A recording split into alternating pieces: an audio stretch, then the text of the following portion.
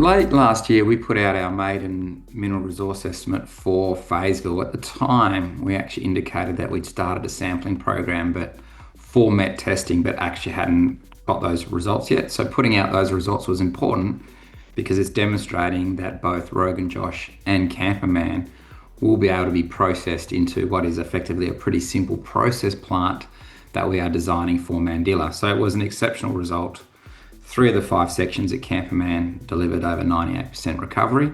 And so we're very keen to be able to put that through into the process plant as part of this pre-fee study that we're currently working on.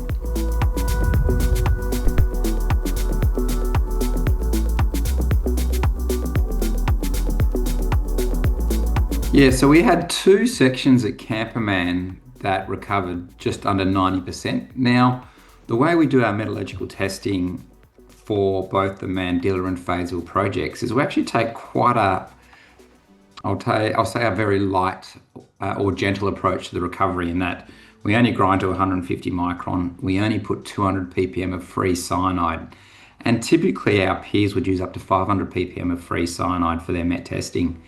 So those 2 sections are assayed with just over 2000 ppm copper. And what happens with copper is it does actually consume the free cyanide. So we had 2 of those 5 sections where we had much slower leach kinetics because there simply wasn't enough cyanide in the leach test to run the reaction at an appropriate speed. So we'll redo those tests. We'll probably start at 300 ppm free cyanide, maintaining 200, and I expect we'll get recoveries closer to 95% when we redo those tests. And when you consider that Kamperman will make up less than 5% of the feed over the life of mine, we won't even see that copper as a blip as it comes through the process plant. So this next test is just confirming that it will be a plus 95% recovery ore body, which I'm very confident it will be.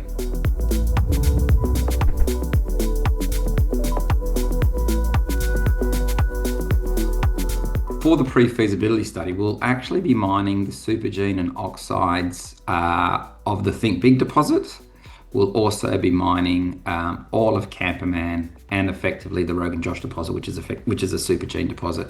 So all 3 of those deposits are likely to add about 100,000 ounces of gold production to Mandilla, and it gives us this opportunity to maintain that higher grade through the Mandilla process plant for longer. So back at scoping, we were running 100,000 ounces per annum for about 7.4 years and processing for just under 11 years.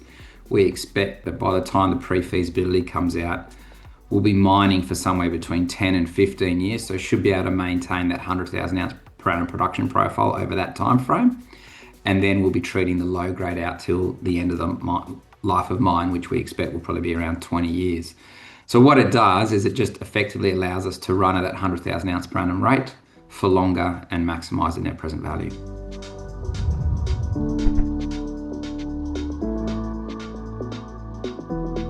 Well, exploration results more broadly will be trickling through. I'm actually working on an announcement at the moment, which will be putting out our RC results that we got from Kamperman, and also all the air core drilling that we did at the Fayetteville tenement package. So that will come out, I'd suggest, late next week. We are currently drilling at Hestia. So we've finished 2 lines of infill at Iris. So those results we'd expect in 3 to 4 weeks' time. We're now drilling south of Hestia to see how that Hestia deposit extends into the new Spargoville tenure that we have recently acquired. And as soon as that Hestia program finishes, we'll be doing a much more broader 5,000 meter RC program across the Spargoville tenure.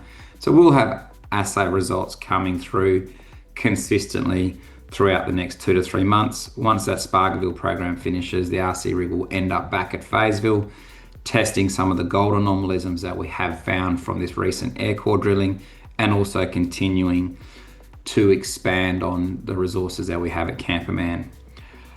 We also expect to be starting a pretty significant infill program at the main Thea deposit, which is to help support the debt process that we will need to go through as we move towards the DFS. So whilst we're yet to put out the pre-fees, and that pre-fees I expect to be out before the end of June, we're already set our mind to the sorts of activities we need to do to be able to put out the definitive feasibility study, hit a final investment decision, and get the debt that we need to be able to move into development.